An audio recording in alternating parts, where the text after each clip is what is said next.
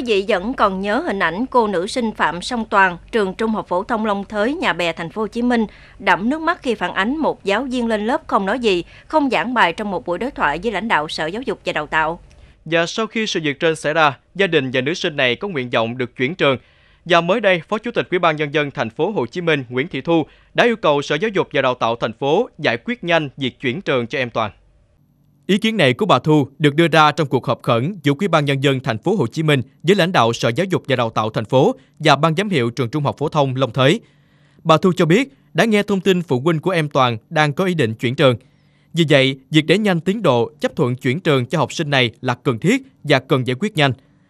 Theo bà Thu, việc chuyển trường bây giờ sẽ thiệt thòi cho em Toàn, nhưng không còn cách nào khác vì để Toàn học ở trường cũ sẽ bất an hơn.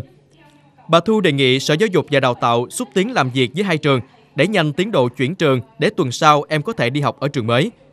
Theo bà Thu, sau khi sự việc xảy ra, có thể nhiều bạn trong lớp sẽ cô lập em. Trên mạng xã hội, nhiều học sinh trong trường đã đả kích Toàn. Chưa kể, khi trường Trung học phổ thông Long Thới năm nay không thể có thành tích thi đua tốt, thầy cô, phụ huynh, học sinh sẽ coi đó là lỗi của Toàn. Nếu Toàn tiếp tục học thì áp lực rất lớn trong cách cư xử với thầy cô, bạn bè, không an tâm học hành. Vì thế, cần đẩy nhanh việc chuyển trường, tạo môi trường tốt hơn về mặt tinh thần cho Toàn an tâm học tập. Thông tin trên báo Vietnamnet.